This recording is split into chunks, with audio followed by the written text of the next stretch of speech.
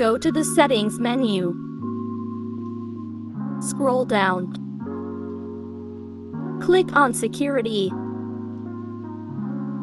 Enable two-step verification. Go back.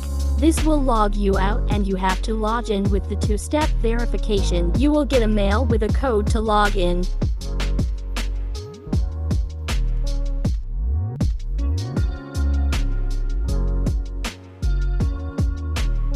Fill in the code that you received through mail.